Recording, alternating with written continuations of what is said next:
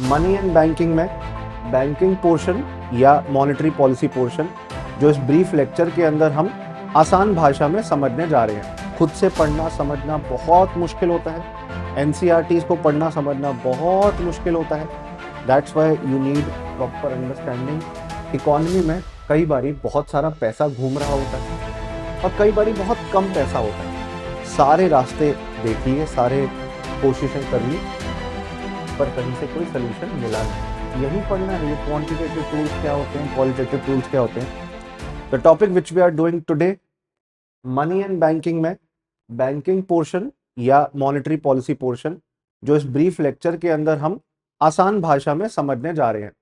In very easy language I will be covering it, although this is very difficult in language, क्योंकि ये समझ नहीं आता है लोगों को। हम सर्वे करवाते हैं, हम पूछते हैं बच्चों से सबसे डिफिकल्ट सब्जेक्ट कौन सा लगता है, बच्चे कहते हैं कि हमें इकोनॉमिक्स सबसे डिफिकल्ट लगता है, बिकॉज टेक्निकल लैंग्वेज है, बिकॉज बैकग्राउंड नहीं होता इकोनॉमिक्स का। तो उसी चीज को आसान करने के लिए, इस टॉपिक को आसान बनाने के लिए आज हम ये लेक्चर कवर कर रहे हैं। आपको आने वाले लगभग 1 घंटे के समय के अंदर बैंकिंग और मॉनेटरी पॉलिसी के पोर्शन के साथ मैं आपको अनुभव दिलवाऊंगा, आपको एक्सपीरियंस करवाऊंगा इस टॉपिक को। I will be telling what is important for UPSC prelims, civil service exam में प्रीलिम्स में कौन सा एरिया ऐसा है जो इंपॉर्टेंट है। So let's begin with today's lecture.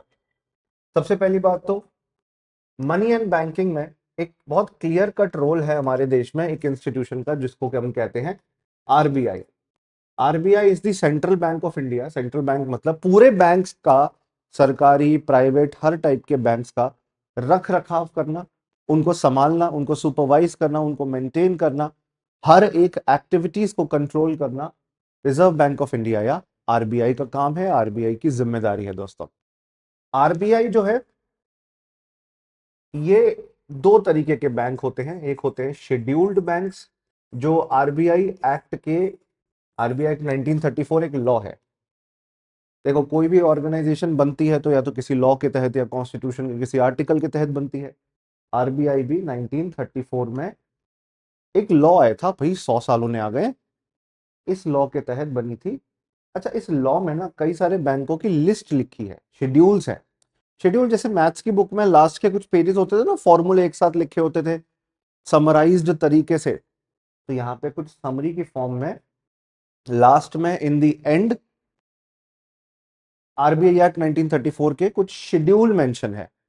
Schedule number 2 जो है, उसके अंदर कुछ ऐसे बैंक्स आते हैं जिनको आरबीआई रेगुलेट करता है। By which I mean RBI इनकी पॉलिसीज, मॉनेटरी पॉलिसी कंट्रोल करता है। By which I mean RBI हमारे देश में मनी सप्लाई कंट्रोल करता है। बाय विच आई मीन कि हमारे देश में, हमारी इकोनॉमी में एक टाइम पे कितना पैसा सर्कुलेट हो रहा होगा, ये रिजर्व बैंक ऑफ इंडिया या आरबीआई डिसाइड करता है। अब आरबीआई जब ये डिसाइड करता है तो ये आरबीआई की पॉलिसी है जिसके तहत आरबीआई काम करता है, जिसको हम कहते हैं मॉनेटरी पॉलिसी। आरबीआई है तो गवर्नमेंट ऑफ इंडिया की ही एक बॉडी, बट इसको हमने फ्रीडम दी हुई है कि तुम अपना काम अपने हिसाब से करो। हमने इसे ऑटोनॉमी दी हुई है कि अपनी पॉलिसीज, योजनाएं, भाई गवर्नमेंट डिपार्टमेंट है, कुछ तो योजना बनाएगी, कुछ तो काम करेगी, कुछ तो पॉलिसी बनाएगी, कुछ तो इंस्ट्रूमेंट्स को यूज करेगी। मतलब हर एक डिपार्टमेंट का कोई ना कोई ऑब्जेक्टिव होता है, right. National highway authority of India roads बनाती है। सिमिलरली जो आपका वाटर डिस्ट्रीब्यूशन डिपार्टमेंट है, आपके घर में पानी डिस्ट्रीब्यूट करवाती है। पावर डिस्ट्रीब्यूशन डिपार्टमेंट बिजली दिलवाती है आपके घर में। सबका कोई ना कोई ऑब्जेक्टिव होता है। अब ये मॉनेटरी पॉलिसी चलाने वाले आरबीआई का भी एक ऑब्जेक्टिव है और इसको अपना काम पूरी अपने तरीके से करने की आजादी के साथ दिया जाता है, या जो करना है करो विद कंप्लीट ऑटोनॉमी। और इसी मॉनेटरी पॉलिसी के माध्यम से आरबीआई मनी सप्लाई जो है, सप्लाई सप्लाई ऑफ मनी का मतलब क्या है। कभी आप खाना बना रहे हो, मैगी बना रहे हो गैस पे, जब मैगी कुक कर रहे हो, जरूरत पड़ने पे कई बारी टेम्परेचर बढ़ाना पड़ता है ताकि मैगी नूडल पक सके, और कई बार टेम्परेचर कम भी करना पड़ता है क्योंकि कई बारी मैगी जल जाएगी अगर बहुत ज्यादा हीट दी। मतलब you have to increase the temperature and you have to decrease the temperature. Similarly economy में कई बारी बहुत सारा पैसा घूम रहा होता है और कई बारी बहुत कम पैसा होता है। दो सिचुएशन होती है, when the money supply is high और too much money is being supplied in our economy. मतलब लोगों के हाथ में पैसा काफी ज्यादा है। तो सर ये दिक्कत कैसे है? How is that a problem? पैसा ज्यादा होना तो अच्छी बात है ना, देखो बात अच्छी है, पर लोग अगर ओवर स्पेंडिंग करेंगे, लोग अगर खूब पैसा खर्चेंगे, क्या इस प्लेनेट पर इतने रिसोर्सेज हैं कि सबकी जरूरतें पूरी हो सकती हैं? नो। लिमिटेड रिसोर्सेज हैं प्लेनेट पे, और उन्हीं लिमिटेड रिसोर्सेज को आप यूज करके सबकी इच्छाएं और जरूरतें पूरी करते हो। भाई इकोनॉमिक्स का तो मतलब ही ये है, it is a science of scarcity. Scarcity मतलब कमी, मतलब आप यही देखते हो कि कैसे ये कमी पूरी कर सकते हो, लिमिटेड रिसोर्सेज को डिस्ट्रीब्यूट करके कैसे लोगों की इच्छाएं और जरूरतें पूरी कर सकते हो। तो इसीलिए guys, we should not spend money too much. अगर ऐसा करोगे तो महंगाई बढ़ती है। महंगाई का मतलब है too much money chasing too few goods. लोगों के हाथ में बहुत सारा पैसा है जो कुछ चुनिंदा चीजों को खरीदने के लिए इस्तेमाल होगा। अब I have this pen, everybody wants to buy this pen. Somebody saying मैं 500 रुपया दूंगा, दूसरा व्यक्ति कह रहा है मैं 600 दूंगा, तीसरा कह रहा है मैं बैंक से लोन लाके तेरे को 2000 रुपीज दूंगा, तो मुझे ही बेच। whom will I sell? Of course the person who's paying me the highest amount of money। जो सबसे ज्यादा पैसा देगा उसका ये पेन है। सेलर्स ऐसे अपना प्रोडक्ट बेचते हैं बिकॉज सेलर्स को ज्यादा से ज्यादा प्राइस चाहिए अपने प्रोडक्ट के लिए। तो हमारा लॉजिक क्या है, जब बहुत ज्यादा पैसा कुछ चुनिंदा चीजों के पीछे ही घूम रहा होता है, हम ओवर स्पेंडिंग करते हैं। उस वजह से ओवर स्पेंडिंग जब कर रहे हो, जब आप बहुत ज्यादा पैसा खर्च रहे हो, इकोनॉमी में बहुत ज्यादा मनी घूम रहा है, सप्लाई हो रहा है, that leads to high inflation. हमें, जैसे गौतम बुद्ध ने कहा है ना, जीवन में हर चीज एक मध्यम मार्ग में रखो, एक मॉडरेट पाथ पे रखो। Excess of anything is bad, और किसी भी चीज की कमी होना भी बहुत बुरी चीज होती है। आपको बैलेंस और लिमिट में चलना होता है, हर चीज मॉडरेशन में करनी होती है। इसलिए बहुत ज्यादा मनी सप्लाई भी अच्छी नहीं है, क्योंकि इससे महंगाई बढ़ जाती है। और बहुत कम मनी सप्लाई है, लो है, लोगों के हाथ में पैसे की ही कमी है। नाउ आप ये समझ सकते हो how destructive that situation can be for a country where people do not have enough money in their hands, people do not have enough money in their pocket. लोग अगर कुछ खरीदना चाहते हैं, कार खरीदना चाहते हैं, पैसे नहीं है, घर खरीदना चाहते हैं, पैसे नहीं है, फोन खरीदना चाहते हैं, पैसे नहीं है, बच्चों को पढ़ाना चाहते हैं, पैसे नहीं है, बिजनेस करना चाहते हैं, पैसे नहीं है, ऐसा देश ग्रो कर पाएगा? ऐसा देश तरक्की कर पाएगा जब उसके पास मनी पहले से ही कम क्वांटिटी में अवेलेबल हो, या उस देश में मनी की डेफिशिएंसी हो। क्या वो देश वास्तव में किसी भी तरीके से ग्रो कर पाएगा? That country will not be able to grow and will fall into something called as recession. Recession का मतलब है जब किसी देश के अंदर ग्रोथ रिड्यूस होती जाए। रिसेशन का मतलब है जब किसी देश के अंदर ग्रोथ कम होती जाए, ग्रोथ में कटौती आ जाए, ग्रोथ में कमी आ जाए, उसे कहते हैं बच्चे recession. And recession if it continues in an economy, जब कोई बनाना चाह रहा है, सामान प्रोड्यूस करना चाह रहा है, फैक्ट्री ओनर है, बस पैसा ही नहीं है फैक्ट्री में वर्कर्स को पैसे देने का, कुछ सामान बनाने का। अब जब ऐसी सिचुएशन है, देश तरक्की कैसे करेगा? नहीं कर पाएगा। तो भाई ना ही लो मनी सप्लाई हमारे लिए अच्छा है, और ना ही हाई मनी सप्लाई हमारे लिए अच्छा है। इसको मॉडरेट रखो, बैलेंस रखो, बीच का रास्ता, वही गौतम बुद्ध वाला मध्य मार्ग रखो, the moderate path, the middle path. पर ये कौन डिसाइड करेगा कि मिडिल पाथ है क्या? ये आरबीआई और उसमें बैठे हुए इकोनॉमिस्ट को डिसाइड करना होता है। तो ये जिम्मेदारी आरबीआई को दी है, और आरबीआई को ये जिम्मेदारी दी है तो कैसे दी है? वही जिस एक्ट के तहत आरबीआई बना था, आरबीआई एक्ट 1934, उसी एक्ट उसी लॉ में उसी लॉ के अंदर आरबीआई एक्ट 1934 के अंदर एक सेक्शन ऐड किया गया 45 Z B, Z A Z B.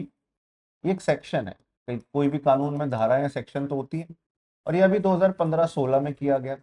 एक कमिटी थी, उरिजीत पटेल कमिटी, आरबीआई के गवर्नर थे उरिजीत पटेल जी, उनके अंडर ये कमिटी बनी थी। उन्होंने कहा कि भाई किसी देश के अंदर इतनी बड़ी पॉलिसी, इतनी बड़ी इकोनॉमिक पॉलिसी सिर्फ एक बंदा आरबीआई का गवर्नर ही अगर बैठ के लेगा, देश चलेगा कैसे?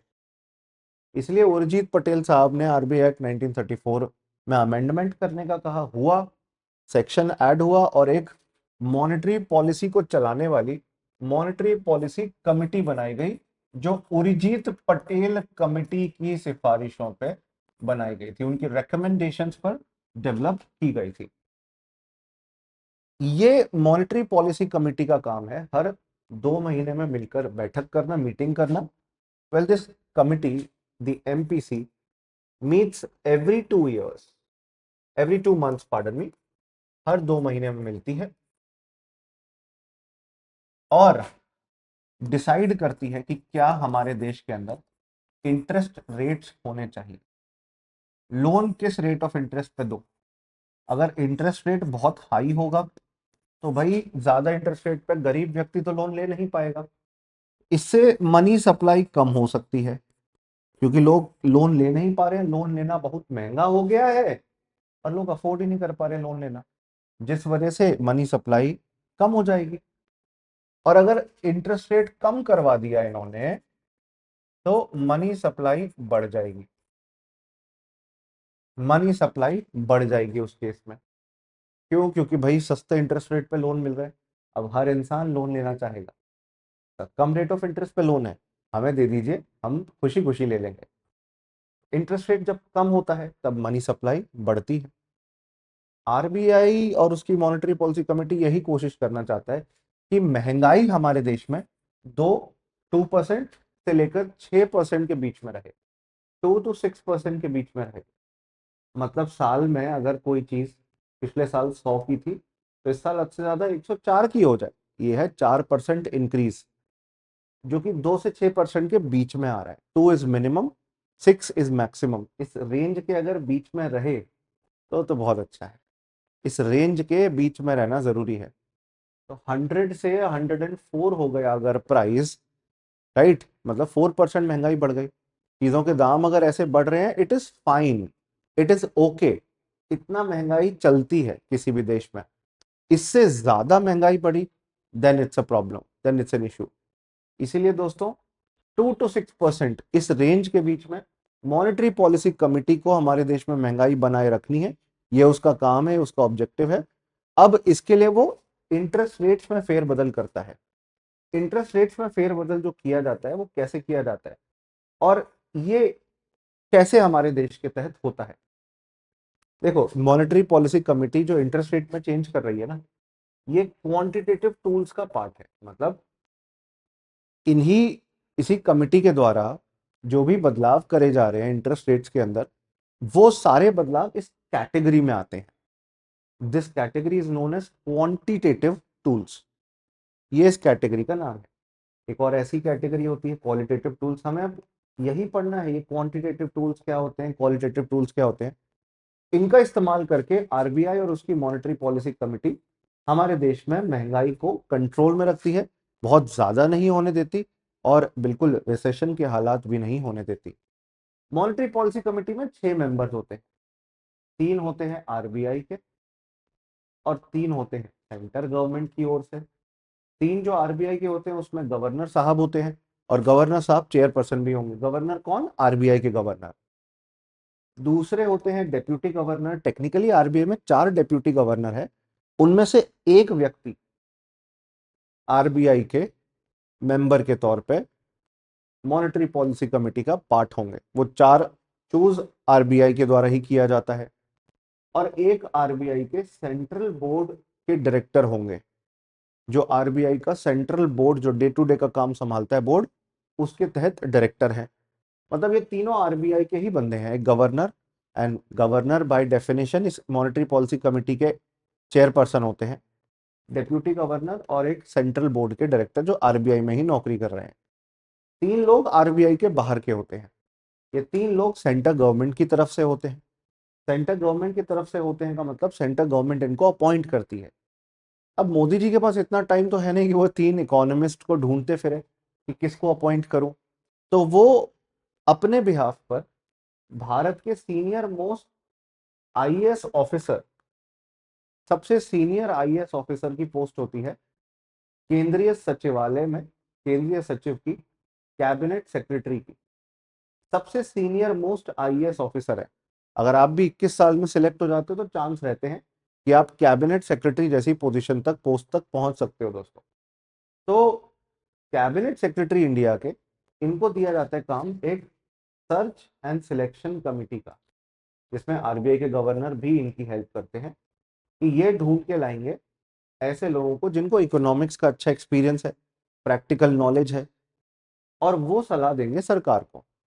तो ये लोग जो कैबिनेट सेक्रेटरी जिनको ढूंढ के ला रहे हैं सर्च एंड सिलेक्शन कमिटी से, मतलब मान लो 4 लोग हैं, उनको लेकर आए, ए बी सी डी।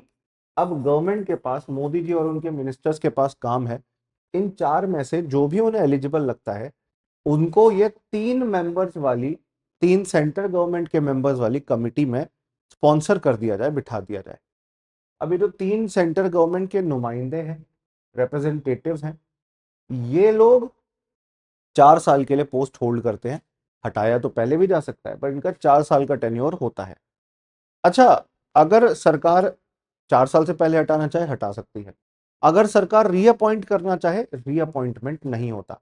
मतलब इनको, जैसे मान लो मुझे बना दिया मॉनेटरी पॉलिसी कमेटी के अंदर सेंट्रल गवर्नमेंट की तरफ से एक रिप्रेजेंटेटिव मेंबर, तो मेरे को बार बार 4 साल के लिए नहीं रखेंगे। My maximum tenure will be 4 years। After that I will not be allowed to sit there.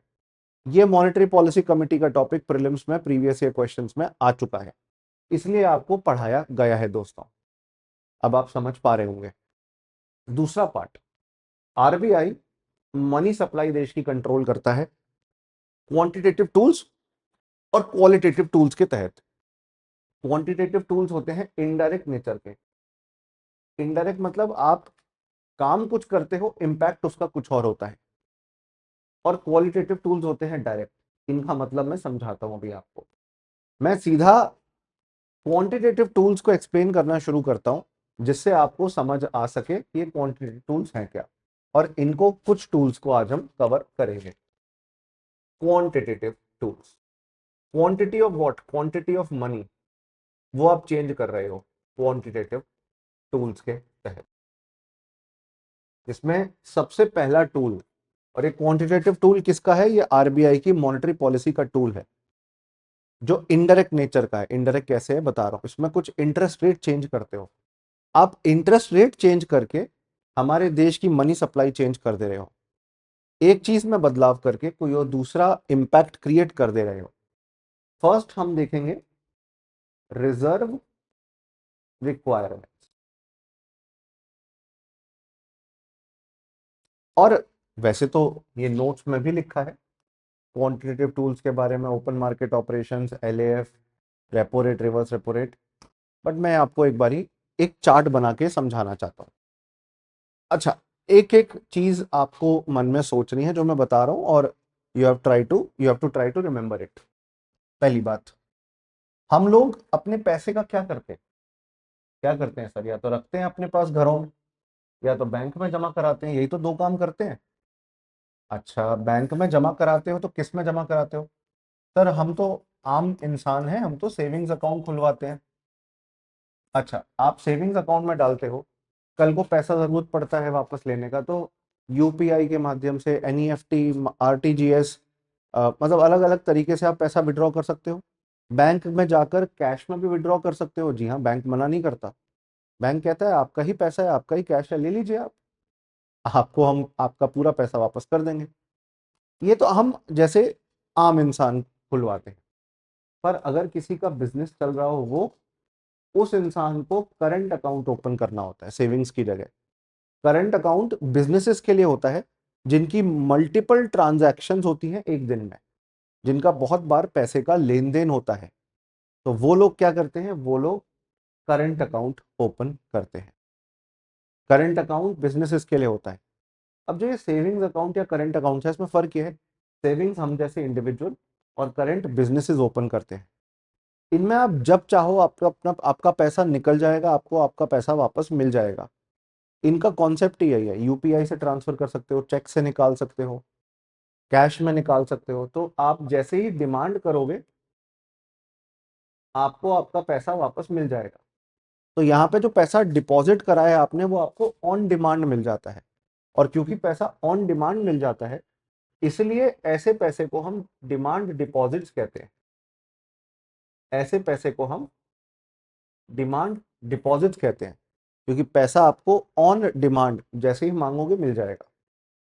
तो डिमांड डिपॉजिट्स क्या होते हैं हमने समझ लिया है।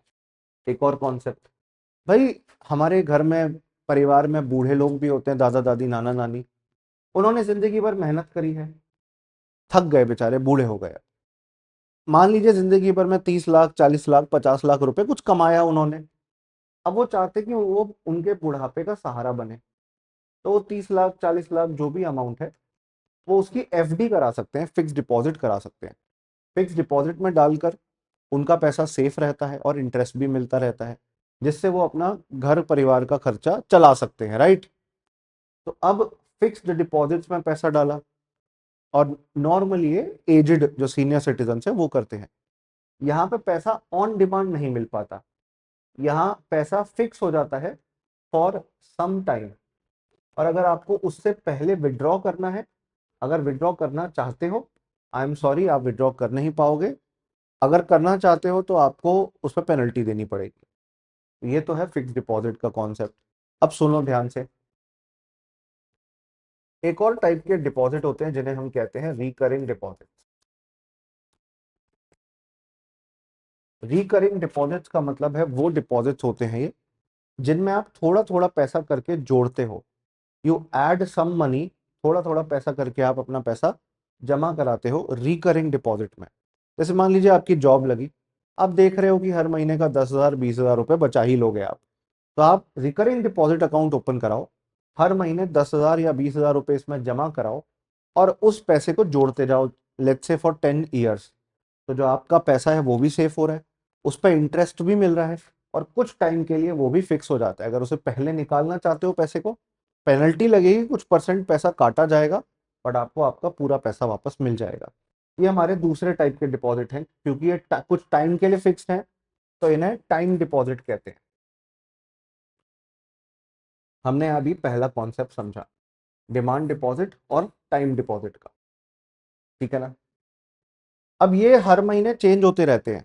मान लीजिए पिछले महीने 1,000 करोड़ के डिपॉजिट थे, उसमें से 30 करोड़ के डिपॉजिट लोगों ने निकाल लिए, तो अभी जो करंट अमाउंट होगा वो होगा 970 करोड़।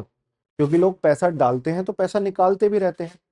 आपको हमेशा करंट वैल्यू, अभी की वैल्यू या नेट वैल्यू देखनी पड़ती है, नेट अमाउंट देखना पड़ता है, नेट वैल्यू देखनी पड़ती है कि अभी एक्चुअली कितना पैसा है बैंक में।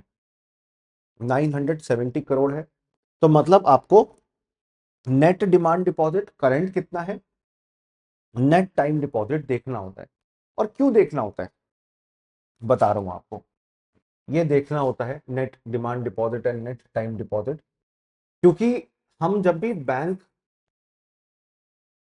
के लिए रिजर्व कितना है वो फाइंड करते हैं, तो तब हमें ये डेटा चाहिए होता है कि बैंक को कितना पैसा रिजर्व में रखना है। वो भी मैं बता रहा हूँ। देखो, बैलेंस शीट नाम का एक अकाउंट्स का डॉक्यूमेंट है, कुछ लोग शायद पहली बार सुन रहे हो लाइफ में। बैलेंस शीट एक ऐसा डॉक्यूमेंट होता है जहां पे इस साइड आपके पास आपके बिजनेस में कितने एसेट्स हैं, कितनी प्रॉपर्टी है, आप वो लिखते हो।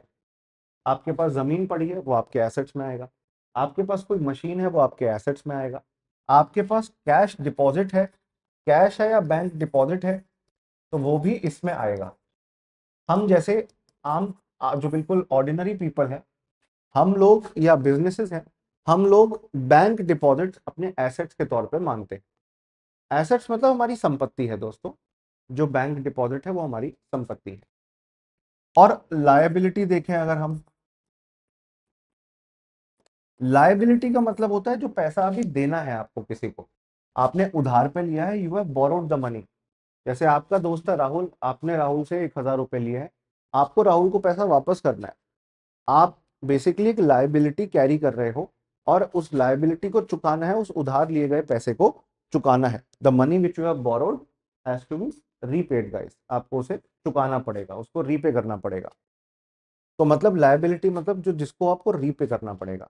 आपने बैंक से अगर लोन लिया है तो आपको लोन रीपे करना पड़ेगा। मान लो जमीन के लिए लोन लिया, या कार के लिए लोन लिया, या किसी भी पर्पस के लिए अगर आपने लोन लिया, जो पैसा आपने लोन पे लिया है उसे वापस आपको करना पड़ेगा। हमारे लिए लोन लायबिलिटी होती है, हमारे लिए हमारे बैंक डिपॉजिट्स एसेट होते हैं।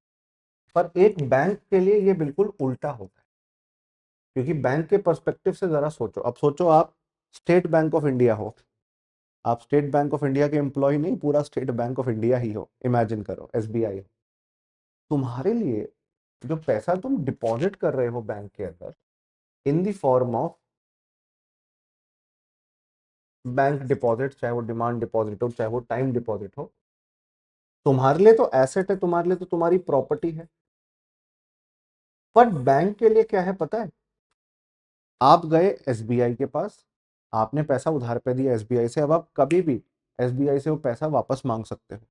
और बस इतना ही नहीं, आप एसबीआई से वो पैसा वापस मांग तो सकते ही सकते हो, आप एसबीआई से उस पर इंटरेस्ट भी मांगोगे। मैंने अपना पैसा तुम्हें रखने के लिए दिया था, लाओ वो पैसा दो, इंटरेस्ट के साथ वापस करो, जल्दी करो, अभी करो। I want the money back, मुझे मेरा पूरा पैसा चाहिए, वो भी विद इंटरेस्ट, इंटरेस्ट के साथ पूरा पैसा वापस ला के दो। तो मतलब आप जो बैंकों में पैसा डाल रहे हैं, बैंक के लिए वो लायबिलिटी है, उसको जब आप वापस मांगोगे वापस करना पड़ेगा। वो एक तरीके से बैंक ने आपसे उधार लिया है, और उसको उस पर इंटरेस्ट भी लौटाना पड़ेगा। बट बैंक्स जो आगे लोन देता है, वो उसके लिए एक एसेट है, संपत्ति है। क्यों? बैंक ने किसी को लोन दिया, उस पर इंटरेस्ट कमाने का मौका मिलेगा। इसलिए दोस्तों, जो इंटरेस्ट वाला पोर्शन होता है बैंक्स का, वो बैंक्स की अर्निंग्स होती है, और वो बैंक्स की एक तरीके से संपत्ति है, एसेट हो गया। तो लोन दिया किसी को तो बैंक के लिए वो एसेट है। ये कहानी उल्टी हो जाती है फॉर बैंक। अच्छा, डिपॉजिट्स मैंने बोला लायबिलिटी है, मतलब ये एक पर्यायवाची शब्द है, मतलब एक सिनोनिम है। मतलब deposits are liabilities for a bank. अब पीछे हमने net demand and time deposit देखे थे, नेट डिमांड डिपॉजिट है, नेट टाइम डिपॉजिट। मैं अगर डिपॉजिट शब्द हटा दूं और इसकी जगह लायबिलिटी लिख दूं, तो उससे किसी को दुख तो नहीं होना चाहिए, क्योंकि सेम ही मीनिंग है। ठीक है ना?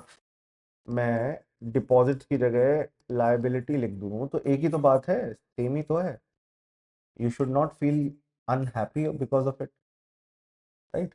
It's a liability, what is it? It's a liability. Net demand and time deposit था, उसकी जगह net demand and time liability. मैं बता रहा हूँ टोटल बैंक में पैसा कितना जमा है, डिमांड डिपॉजिट में और टाइम डिपॉजिट में, और अभी कितना है। तो net demand liability and net time liability, मैं अगर दोनों को एक साथ बोलना चाहूं तो ये हो जाएगा net demand and time liability.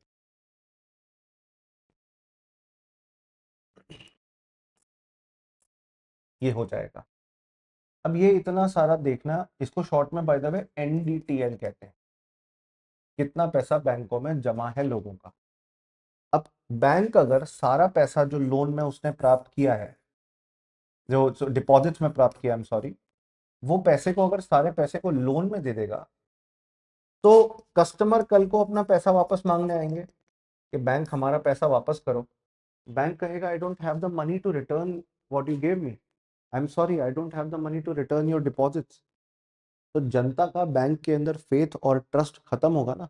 And banking business is all about trust, it is all about faith. अगर डिपॉजिट आपने किया पैसा बैंक में, और बैंक कह रहा है आई एम सॉरी, मैं अभी लौटाने की हालत में नहीं हूँ, हम कहेंगे यार किस प्रकार के तुम बैंक हो, हम आज के बाद तुम्हें पैसा रखने देंगे ही नहीं। कस्टमर का फेथ ब्रेक होगा। इसलिए as per RBI and as per certain rules of RBI, ये डिपॉजिट का पैसा जो बैंकों में हम रख रहे हैं ना दोस्तों, इसका सर्टेन परसेंटेज बैंक को अलग से रिजर्व में रखना पड़ता है। और दो टाइप के रिजर्व होते हैं, दोनों के पर्पस अलग हैं। एक होता है सीआरआर, एक होता है एसएलआर, और ये दोनों शॉर्ट फॉर्म है। मान लेते हैं आपने 1,000 करोड़ रिसीव किया था डिपॉजिट का, और आरबीआई के रूल्स के हिसाब से 25% टोटल पैसा सीआरआर एसएलआर मिला के रिजर्व में रखना पड़ेगा। तो आप सारा पैसा लोन में नहीं दे सकते, आपको कुछ पैसा रिजर्व में रखना पड़ेगा ही पड़ेगा, सीआरआर या एसएलआर की फॉर्म में, और बचा हुआ पैसा फिर आप लोन में दे सकते हैं। ऐसा क्यों किया गया? ऐसे सीआरआर और एसएलआर जैसे रिजर्व्स की रिक्वायरमेंट क्यों क्रिएट की गई? क्या जरूरत पड़ रही थी? देखो, जरूरत ये पड़ रही थी कि बैंक ने सारा पैसा अगर लोन पे दे दिया और कल को जाके bank is facing a liquidity crunch. What is a liquidity crunch? Liquidity crunch का मतलब है पैसे की कमी। लिक्विडिटी क्रंच का मतलब है less amount of money available. मतलब बैंक के पास लिक्विड मनी नहीं है। लिक्विड मनी मतलब तुरंत अभी लोगों को पैसा लौटाना है और लौटाने के लिए हाथ में पैसा है नहीं, तो लिक्विडिटी क्रंच फेस कर सकता है बैंक। ठीक है ना? सबसे बड़ी प्रॉब्लम है कस्टमर का पैसा लौटाने के लिए उसके पास पैसा ही ना हो। पहली ये प्रॉब्लम है। इमीडिएट पेमेंट करनी है और इमीडिएट पेमेंट करने के लिए बैंक के पास पैसा ही नहीं है। सीआरआर कहता है कि bank falls into bank falls into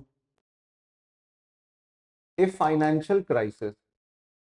ये बड़ी प्रॉब्लम है। हर तरफ से मदद लेने की कोशिश हो गई, मदद कहीं से मिल नहीं पा रही। तो इस केस में आरबीआई आता है मदद करने के लिए, क्योंकि आरबीआई को लेंडर ऑफ लास्ट रिजॉर्ट कहा जाता है। लेंडर ऑफ लास्ट रिजॉर्ट मतलब आरबीआई बैंकों की जब जरूरत पड़े तब मदद करता है, जब बैंक ने सारे रास्ते देख लिए, सारे कोशिशें कर ली, पर कहीं से कोई सोल्यूशन मिला नहीं। तो फाइनेंशियल क्राइसिस में आरबीआई कम्स टू हेल्प। इसके लिए क्या करना होता है? बैंक को एक सर्टेन परसेंटेज एनडीटीएन का आरबीआई के पास कैश की फॉर्म में जमा करना होता है। इसलिए इसे सीआरआर, या इसलिए इसे कैश रिजर्व रेशो बोला जाता है, क्योंकि पैसा कैश में रिजर्व में रखा जा रहा है। किसके पास रखा जा रहा है? आरबीआई के पास रखा जा रहा है। बैंक ने ये पैसा सेफ्टी के लिए रखा है। ये एक सेफ्टी मार्जिन है कि कल को बैंक डूब रहा होगा तो आरबीआई इस पैसे से बैंक को डूबने से, फाइनेंशियल क्राइसिस से उभरने से बचा पाएगा। तो ये वही बात हो गई कि एक सेफ्टी नेट है आपके पास। जैसे हमारी गाड़ी में एक स्टेपनी होती है, कहीं पे पंचर हो जाए तो हम चेंज कर लेंगे। जब पंचर हो जाए कहीं पे हमारी गाड़ी, हम टायर चेंज कर लेंगे, और टायर चेंज करके हम अल्टीमेटली आगे चल सकते हैं। तो ये उस सेफ्टी मार्जिन की तरह, ये उस स्टेपनी की तरह है। इसलिए पैसा रिजर्व में रखा गया था, और बैंक के पास रखते, बैंक कहीं ना कहीं खर्च देता, लोन पे दे देता, कुछ ना कुछ हो जाता। अल्टीमेटली आपने आरबीआई के पास ये पैसा रखा, कैश में रखा, भले ही कुछ कमा नहीं रहे हो। लोन पे देते तो इंटरेस्ट तो कमाते, यहाँ पे कुछ नहीं कमा रहे हो आप। There is no return, you don't earn any return, no return is earned. कोई आपको इस पैसे पे रिटर्न नहीं मिल रहा। बट बेटा, जैसे इंश्योरेंस पॉलिसी लेते हैं, मेडिकल इंश्योरेंस पॉलिसी लेते हैं, कल को टांग टूट जाए तो हॉस्पिटल में इलाज करवा दे मेडिकल इंश्योरेंस कंपनी, हमारा पैसा ना लगे। वैसे ही ये है इंश्योरेंस की तरह। तो कल को बैंक को पैसे की जरूरत है, आरबीआई से पैसा ले लिया जाए, तो कुछ सर्टेन परसेंटेज होता है net demand and time liability का, जो लोन में नहीं दिया जाता, कैश में रखा जाता है आरबीआई के पास। ये है कैश रिजर्व रेशो। दूसरा कॉन्सेप्ट होता है स्टैट्यूटरी लिक्विडिटी रेशो, जहां पे पैसा आपका लिक्विड एसेट में रखा जाता है। लिक्विड एसेट का मतलब है, यार, तीन चीजें हो सकती है। लिक्विड शब्द का मतलब होता है लिक्विड का वैसे मीनिंग होता है how easily something can be converted in money form. जैसे फॉर एग्जांपल आपके पास करेंसी नोट है, गांधी जी का चेहरे वाला नोट है, करेंसी नोट, वो मोस्ट लिक्विड है क्योंकि वो पहले से मनी ही है। कहीं पे आप पेमेंट करना चाहोगे तुरंत पैसा निकाल के दोगे, सामने वाली पार्टी पैसा ले लेगी और आपका काम पूरा है। गोल्ड जो है वो कम लिक्विड होता है। गोल्ड को पहले आपको कन्वर्ट कराना पड़ता है कैश में, और फिर उस कैश को यूज कर सकते हो। तो उसके लिए सोनार के पास जाना पड़ेगा, ज्वेलर के पास जाना पड़ेगा। तो गोल्ड आपका लेस लिक्विड हुआ, और उससे भी कम लिक्विड हुआ आपका प्रॉपर्टी रियल एस्टेट की। आपके 100 एकड़ जमीन पड़ी है, 100 गज जमीन पड़ी है, कुछ भी है, और उसको आप बेचने में ही महीना महीना लग जाता है। भाई रजिस्ट्री करवाना, बेचना, उसके बाद पैसा आएगा। इट इज लीस्ट लिक्विड, इसकी लिक्विडिटी सबसे कम है, इसकी लिक्विडिटी सबसे कम है दोस्तों। तो currency notes are most liquid, gold less liquid, real estate least liquid, सबसे कम लिक्विड है। तो ये दोस्तों, ये 3 टाइप के आपके, मैंने आपको मनी से रिलेटेड कॉन्सेप्ट बताए, नोट, करेंसी नोट्स का, गोल्ड का और रियल एस्टेट का। अब मैंने बोला नोट मोस्ट लिक्विड है, करेंसी नोट। एसएलआर का जो पैसा है रिजर्व में जो आप रख रहे हो, वो आप करेंसी नोट में रख सकते हो, पर वो तो आप कैश रिजर्व रेशो में भी रख रहे थे। तो ये अलग कैसे है, बताता हूँ कैसे अलग है। या तो आप गोल्ड में रख सकते हो, गोल्ड मतलब वो 50 तोला 50 तोला वाली चेन नहीं। गोल्ड का मतलब होता है गोल्ड बुलियन, सोने की जो ईंटें होती हैं। और गोल्ड का over a period of time rate बढ़ता रहता है।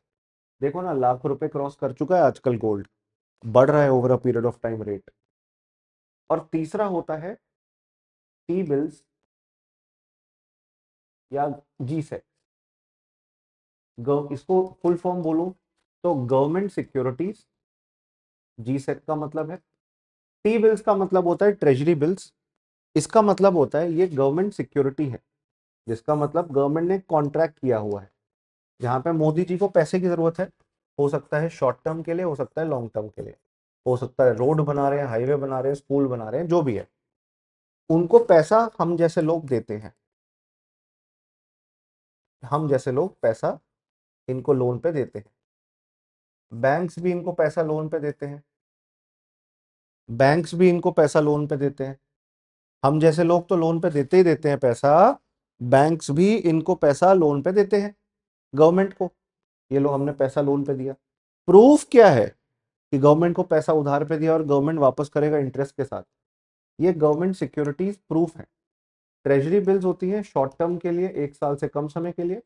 गवर्नमेंट सिक्योरिटीज लॉन्ग टर्म के लिए बोलते हैं, और भी कई इनके नाम होते हैं, पर अभी के लिए आप ये याद कर लो। इनको मार्केट में बेचा जा सकता है कि मान लो मैंने खरीदा था, मेरे घर में शादी है, मेरे को पैसे की जरूरत है, मेरे पास 10 लाख रुपए की गवर्नमेंट सिक्योरिटी पड़ी है, कोई मुझसे खरीद लो। मार्केट में चिल्लाने लगेंगे लोग, वो मल्होत्रा साहब कह रहे हैं मेरे को दे दो, वो शर्मा जी कह रहे हैं मेरे को दे दो, वर्मा जी कह रहे हैं मेरे को दे दो, कैफ साहब कह रहे हैं मुझे दे दो, ठीक है ना, डिसूजा साहब कह रहे हैं मुझे दे दो। सब लोग खरीदने तैयार हैं, इसलिए ये बहुत लिक्विड माना जाता है। मतलब तुरंत कैश में कन्वर्ट कर सकते हो जब जरूरत पड़ेगी इनको बेचकर। इसलिए इनको मार्केटेबल सिक्योरिटीज भी कहते हैं, क्योंकि ये मार्केट में बहुत आसानी से बिक जाती हैं दोस्तों। क्योंकि गवर्नमेंट ने बेसिकली उधार लिया है, एक कागज का टुकड़ा प्रूफ के तौर पे इशू किया है, और गवर्नमेंट कह रही है कि हमें आपको हर महीने या हर साल इंटरेस्ट देते रहेंगे। अब मेरे पास ये एक फाइनेंशियल इंस्ट्रूमेंट है, ये कागज का टुकड़ा, और मुझे पैसे की जरूरत है। अब कोई इंसान है जो वो इंटरेस्ट हर महीने कमाना चाहता है, पर उसके पास ये फाइनेंशियल इंस्ट्रूमेंट नहीं है, मैं उसको बेच सकता हूँ, वो मुझसे खरीद लेगा। आम जनता खरीदती है, बैंक्स खरीदते हैं, बैंकों के पास होता है। बैंक एसएलआर के पर्पज से, स्टैट्यूटरी लिक्विडिटी रेशो को फुलफिल करने के पर्पज से भी खरीदते हैं, स्टैट्यूटरी लिक्विडिटी रेशो के पर्पस से भी खरीदते हैं। स्टैट्यूटरी लिक्विडिटी रेशो कैश में रखा जा सकता है, करेंसी नोट्स की फॉर्म में, गोल्ड में रखा जा सकता है, या मार्केटेबल सिक्योरिटीज में रखा जा सकता है। मतलब एक बैंक एक गवर्नमेंट सिक्योरिटी खरीद लेगा और बैंक को जब पैसे की जरूरत पड़ेगी बेच देगा मार्केट में। और जैसे मैंने एग्जांपल दिया, शर्मा जी, वर्मा जी, भल्ला जी, अरोड़ा जी, मल्होत्रा जी, सब लोग खरीदने तैयार हैं, डिमांड बहुत होती है इनकी। क्यों? क्योंकि गवर्नमेंट इंटरेस्ट दे रही है। भाई मुझे कहीं पैसा इन्वेस्ट करके पक्का इंटरेस्ट मिलता रहेगा हर महीने हर साल का, तो मैं तो खुशी खुशी पैसा जमा करा दूंगा और गवर्नमेंट से मिलेगा इंटरेस्ट, क्योंकि गवर्नमेंट ने ओरिजिनली इशू किया था, गवर्नमेंट ने उधार लिया है, और उधार लिया है तो गवर्नमेंट चुकाएगी, तो सही, सिंपल लॉजिक है।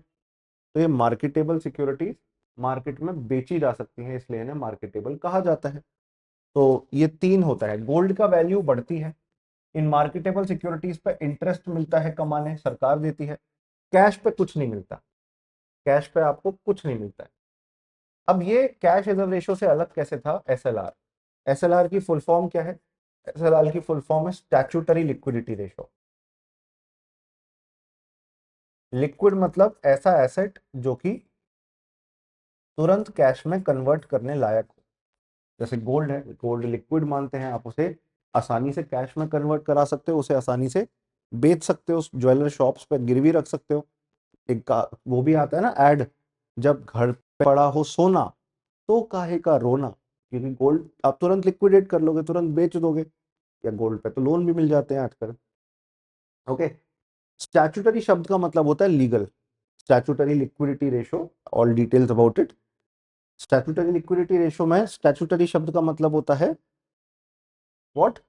लीगल, गवर्नमेंट के लॉ के तहत स्टैट्यूटरी लिक्विडिटी रेशो, जिसमें लीगली किसी चीज को लिक्विड एसेट में रखने के लिए बोला जा रहा है आरबीआई के द्वारा, और रेशो मतलब टोटल डिपॉजिट का कुछ परसेंटेज, मतलब 1,000 करोड़ रिसीव किया है तो उसका कुछ परसेंटेज, तो ये वो मिनिमम परसेंटेज है टोटल डिपॉजिट्स का, time deposits and demand deposits का, जो कि आप इन्वेस्ट करके रख रहे हो, या तो कैश में, पर कैश में कोई फायदा नहीं है, रिटर्न नहीं मिलता, गोल्ड में बहुत फायदा रहता है, या गवर्नमेंट सिक्योरिटीज में।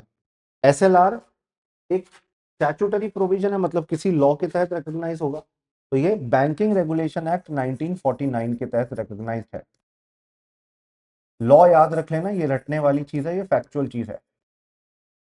बैंकिंग रेगुलेशन एक्ट 1949, इसके तहत आता है दोस्तों एसएलआर। 1949 का बैंकिंग रेगुलेशन एक्ट सेक्शन 24, ये प्रीलिम्स में पूछा जा सकता है। ये मेंटेन करता है बैंक अपने पास, और अब आप पूछ रहे थे स्टैट्यूटरी लिक्विडिटी रेशो और कैश रिजर्व रेशो अलग कैसे है? स्टैट्यूटरी लिक्विडिटी रेशो बैंक खुद अपने पास रखता है पैसा रिजर्व में अपनी तिजोरी में, तो ये बैंक अपने पास रखता है, बैंक इटसेल्फ। एसबीआई होगा तो एसबीआई अपने पास रखेगा, और कैश रिजर्व रेशो में कैश आरबीआई के पास रखा जा रहा था, ये फर्क है। क्लियर हुआ सबको? क्यों ये आरबीआई अपने पास रख रहा था? आरबीआई जब कोई भी बैंक क्राइसिस में होगा तब उसे पैसे को देकर मदद कर देगा बैंक की, और एसएलआर जब पैसा आपको चाहिए, जब लिक्विडिटी क्रंच है, जब कैश नहीं है, तुरंत बेचो, गोल्ड बेचो या मार्केटेबल सिक्योरिटीज बेचो और कैश में कन्वर्ट करो, और अपने डिपॉजिटर्स जिन्होंने पैसा जमा कराया था उनका पैसा लौटा दो। तो ये सेफ्टी बढ़ा रहा है, ये बैंक की रेप्यूटेशन रिस्पेक्ट बढ़ाता है, ये एक स्टेबिलिटी प्रोवाइड करता है, और ये एक मॉनेटरी पॉलिसी का टूल भी है। अब ये टूल कैसे है मॉनेटरी पॉलिसी का, समझाता हूं। आप आरबीआई की कभी वेबसाइट पे जाइए, आपको राइट में ही एक कॉर्नर मिलता है जिसपे करंट रेट ऑफ इंटरेस्ट लिखे होते हैं। RBI is very transparent body, जिसपे सारे रेट ऑफ इंटरेस्ट, सारी जानकारी आपको मिलती है, जो भी हमारे देश के अंदर रेट्स होते हैं। अब जैसे आपको रिजर्व रेशोज या रिजर्व रिक्वायरमेंट्स देखने मिलती है, SLR 18%, CRR 3%। SLR 18% total net demand and time liability का, और सीआरआर 3%, ये करंट रेट चल रहे हैं। अब सरकार चाहती है कि जनता और पैसा उधार लेना, बहुत पैसा इकोनॉमी में सर्कुलेट हो रहा है, तो वो क्या करेगी, एसएलआर को बढ़ा देगी, या तो सीआरआर को बढ़ा देगी, या तो दोनों को बढ़ा देगी, या तो 1 एसएलआर को, या तो 2 सीआरआर को, या तो दोनों को ही बढ़ा देगी, एसएलआर को भी सीआरआर को भी एक साथ। मान लीजिए 18 था, 18 से 25 कर दिया। एसएलआर वैसे भी 0% मिनिमम हो सकता है और 40% मैक्सिमम हो सकता है। सीआरआर 3 से बढ़ाकर 8% कर दिया। एग्जाम्पल है ये, एग्जाम्पल के तौर पे समझते हैं। अगर सरकार सीआरआर या एसएलआर बढ़ा रही है तो ये गवर्नमेंट कर क्यों रही है ऐसा? क्योंकि more money will be in reserve, more money will be in reserve. और अब ज्यादा पैसा रिजर्व में होगा, बैंक को अपना ज्यादा पैसा रिजर्व में रखना है, तो बैंक के पास वो पैसा जो वो लोन में देता, वो लोन में देने के लिए बचेगा नहीं, तो लोन अमाउंट इससे रिड्यूस होने लगेंगे, मनी सप्लाई इससे रिड्यूस होने लगेगी। और मनी सप्लाई रिड्यूस होने लगेगी, लोग कम लोन ले रहे हैं। लोग पहले लोन लेकर धड़ल्ले से खर्चा करते, अब वो कम अमाउंट में लोन ले रहे हैं, तो उससे अल्टीमेटली महंगाई कम होगी, इन्फ्लेशन कम होगी और देश वापस स्टेबिलिटी के रास्ते पे आ जाएगा। तो कब इंक्रीज करते हैं सीआरआर और एसएलआर? तब इंक्रीज करते हैं जब आपको इन्फ्लेशन कंट्रोल करना होता है। और ऐसे ही सीआरआर और एसएलआर को हम रिड्यूस कर देते हैं, तो हम एक तरीके से सिग्नल दे रहे हैं कि बैंकों को जो ये 18% 3% पैसा रिजर्व में रखना पड़ता था अपना net demand and time liability का, अब 18% नहीं 15% एसएलआर है, सीआरआर 3% नहीं 1% है। तो less money they have to keep in reserve, less money they have to keep in reserve, less money they have to keep in reserve. जिससे क्या होगा, जिससे अब पैसा बैंक अपने पास रिजर्व में कम रखेगा, लोन में ज्यादा देगा, लोन अमाउंट बढ़ेगा, लोग कम इंटरेस्ट पे लोन ले पाएंगे तो लोग लोन लेंगे भी ज्यादा, और जब लोन अमाउंट बढ़ेगा अल्टीमेटली पैसे का पूरी इकोनॉमी में सर्कुलेशन बढ़ेगा। मैं भी ले लूंगा थोड़ा बहुत लोन, तुम भी ले लेना, क्योंकि कम इंटरेस्ट रेट पे मिल रहा है, क्योंकि आरबीआई तो चाह रहा है कि हमें ज्यादा से ज्यादा लोन मिले, इसलिए उसने रिजर्व कम करे। और इससे इकोनॉमी में रिसेशन कम हो सकता है।